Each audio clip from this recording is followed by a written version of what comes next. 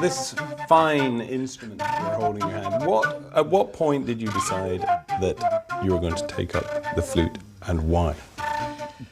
It was when I got a copy of a John Mayall album featuring Eric Clapton, and like many people of my age, was immediately struck by the instrumental prowess of the young Eric Clapton. Featured reading the Beano, famously on the John Mayall album cover. And you just knew this guy was way ahead of everybody else, me included. And also we were hearing rumours, because I was still living up north at the time, hearing rumours of these other gunslinger guitar people like Jimmy Page, Jeff Beck, Ritchie Blackmore's name came up.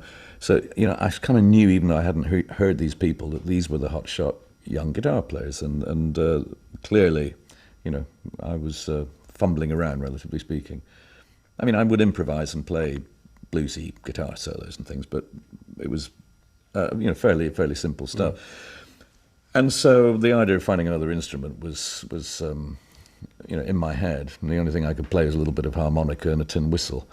And when Mick Abrahams joined the band that was within a few weeks to become Jethro Tull, he clearly was a guitar player that was well-rounded and formed in terms of blues and rock and roll. And I decided I would cease to play guitar.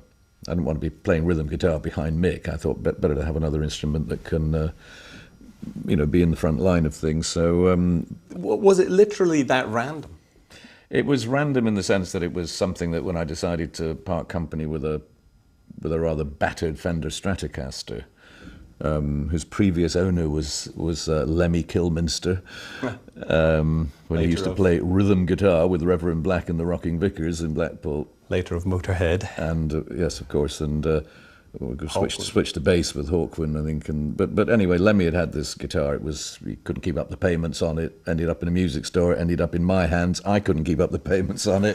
It went back, and I swapped whatever credit I had for something else, whatever it might be. And the shiny flute was hanging on the wall of the music store, and there was a Shure Unidyne 3 microphone.